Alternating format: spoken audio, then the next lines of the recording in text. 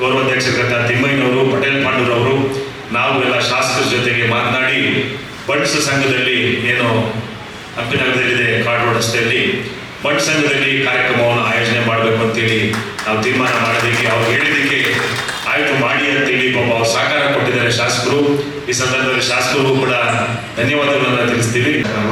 ನಾವು ಉಮೇಶ್ ಅವರದಾಗಿ ಕೇಂದ್ರ ಕಚೇರಿ ಸಿಕ್ಕಾಪಟ್ಟೆ ಜನ ಬರ್ತಾ ಇದ್ದಾರೆ. ಸಾಹಿತ್ಯ ಸಮ್ಮೇಳನ ಡಿಸೆಂಬರ್ 20, 21, 22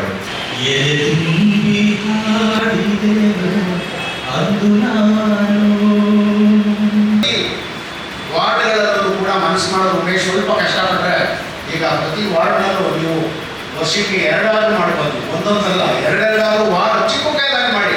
ಈ ವಾರ್ಡ್ ಮಟ್ಟದಲ್ಲಿ ಮಾಡುವಾಗ ನೀವು ಭಾರಿ ಅದ್ದೂರಿ ಬೇಕಾಗಿದೆ. ಈಗ ನಾವು ನಮ್ಮ ವಾರ್ಡ್ ಉದಾಹರಣೆ ಗಾಳಿಯಾಂಜನೇಯ ವಾರ್ಡ್ ಅಂದರೆ ನೀವು ನಮ್ಮ ಗಾಳಿಯಾಂಜನೇಯ ಸ್ವಾಮಿ ಮಾರುತಿ ಮಂದಿರದಲ್ಲೇ ಮಾಡೋದು.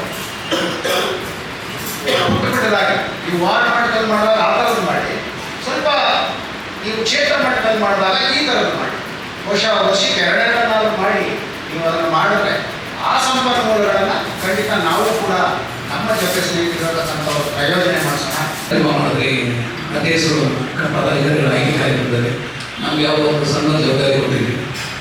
ಅದೇ ರೀತಿ ಈ ರೀತಿಯಲ್ಲೂ ಈ ಕಾರ್ಯಕ್ರಮವನ್ನು ನಾವು ಯಾವುದೇ ರೀತಿಯ ಜವಾಬ್ದಾರಿಗಳು ನಾವು ವಹಿಸ್ಕೊಳ್ಳೋದು ಖಂಡಿತವಾಗಿ ಮಾಡ್ತೀವಿ. ಅವರಿಗೆ 20 ಸಮಾರಂಭನ ಆಯೋಜಿಸಲು 10,000 ರೂಪಾಯಿನ ನಾಳೆ ನಡೆದು ಚೆಕ್ ಕೊಡ್ತೀನಿ. ಅವರು ಉಪಾಧ್ಯಕ್ಷರು, ಕೋಶಾಧ್ಯಕ್ಷರು ಮತ್ತು ಎಲ್ಲ ಜನರಿಗೆ ನಮ್ಮ ಕೇಂದ್ರ ಕನ್ನಡ ಸಾಹಿತ್ಯ ಬಗ್ಗೆ ಅಭಿನಂದನೆಯನ್ನು ಸಲ್ಲಿಸ್ತಾ ಇದ್ದೇನೆ. ಜೈ ಮುಗಿಸಲ್ವಾ?